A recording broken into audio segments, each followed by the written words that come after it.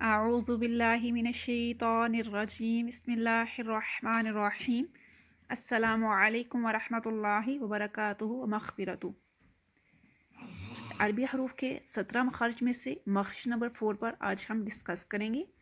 مخرج نمبر 4 کون سا ہے اور وہاں سے کتنے اور کون سے حروف پڑھے جاتے ہیں۔ مخرج نمبر 4 ہے ادنا حلق، یعنی اس کو ابتدائی حلق بھی کہتے ہیں، کلوزسٹ پارٹ آف تھروٹ، یعنی گلے کا وہ حصہ، ہمارے حلق کا وہ حصہ جو منہ کی طرف آتا ہے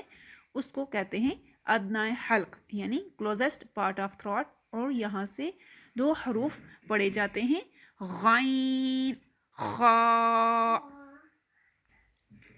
6 حروف ہیں جو گلے سے یعنی حلق سے پڑھے جاتے ہیں،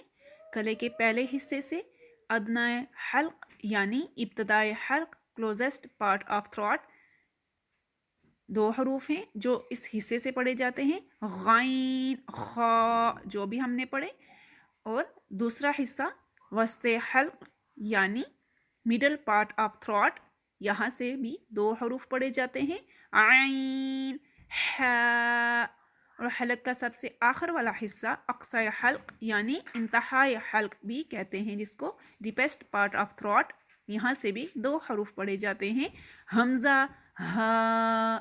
یہ وہ 6 حروف ہیں جو گلے کے ان 3 حصوں سے پڑھے جاتے ہیں اور ان کو حروف حلقی کہتے ہیں،